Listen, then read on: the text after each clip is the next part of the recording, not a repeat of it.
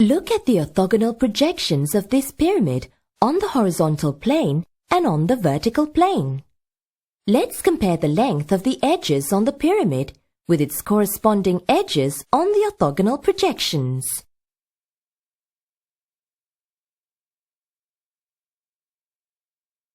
First, we will compare the length of its base with the length of its orthogonal projections.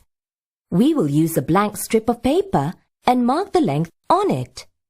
Now, compare that with the length of its orthogonal projection on the horizontal plane. It has the same length. What about the length of its orthogonal projection on the vertical plane? It also has the same length. So, all three corresponding lengths of the base are equal. Next, we will compare the slant height of the pyramid with its orthogonal projections. We will use another blank strip of paper and mark the length on it. Compare that with the length of its orthogonal projection on the horizontal plane. The orthogonal projection is shorter than the length of the slant height. What about the orthogonal projection on the vertical plane? It is also shorter than the length of the slant height. Why are some measurements on an object and the corresponding measurements on its orthogonal projection equal, while other measurements are not equal? How do we determine whether the corresponding measurements are equal or different? What are the factors that influence these differences? So today, we are going to learn how to determine the difference between an object and its orthogonal projection. Example 1. Look at this stick and its orthogonal projection on the vertical plane. Is the length of the orthogonal projection equal to the length of the stick? Let's measure them.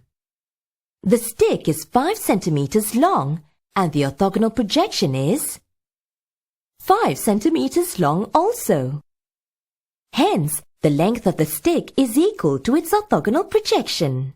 Now, let's incline the stick towards the plane. Look at what is happening to its orthogonal projection. The orthogonal projection is getting shorter than its original length. Let's measure it. It is now 3 centimeters long. The stick is still 5 centimeters in length. Hence, the orthogonal projection is now shorter than the length of the stick.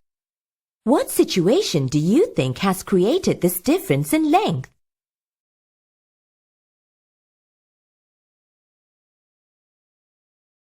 Example 2. Let's look again at our pyramid just now with its orthogonal projection on the vertical plane. We are now including the labels for the pyramid and its orthogonal projection. We have already seen that the edge VC is longer than its orthogonal projection. Now, let's rotate the pyramid so that the plane VAC is parallel to the vertical plane. The orthogonal projection now looks like this. Let's compare again the length of VC on the pyramid with the length of its orthogonal projection. First, we mark the length of VC on a blank strip of paper and then compare it with the length of VC on the projection. They are both of equal length. Why is the length of VC equal to the length of its orthogonal projection now? Why were they not equal just now? Let's look again at the previous position of VC relative to the position of the vertical plane. Compare that with the position of VC now relative to the position of the vertical plane. Can you see the difference between the two positions?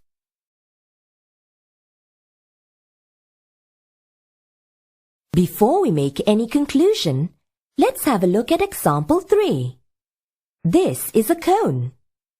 What does its orthogonal projection of the cone on a vertical plane look like? It has the shape of an isosceles triangle. We can see that the side length on the cone and the side length of the cone, its orthogonal projection, are equal. What if we rotate the cone like this? Do you think the side length of the cone will still have the same length as its orthogonal projection? Yes, both lengths will still be equal. Why is that so? Now, look at the base of the cone. The length of this semicircle measures 11 centimeters, but the length of the orthogonal projection's base is only 7 centimeters. Why do you think that is so? This is the orthogonal projection of the cone on a horizontal plane. The perimeter of the projection is equal to the perimeter of the base of the cone. So, why are some measurements on an object and its orthogonal projection equal, while other measurements are not equal? Let's now look back at the situations where the length of the side of the edge of an object and the length of its orthogonal projection are equal. Observe that the length of the side or the edge of an object and the length of its orthogonal projection will only be equal if that edge is on a surface, which is parallel to the projection plane. The surface can be the actual surface of the object or an imaginary surface. If the surface and the projection plane are not parallel to each other,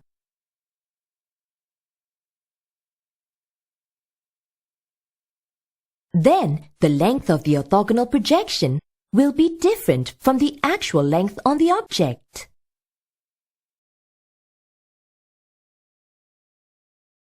In today's lesson, we learned about how to determine the difference between an object and its orthogonal projection.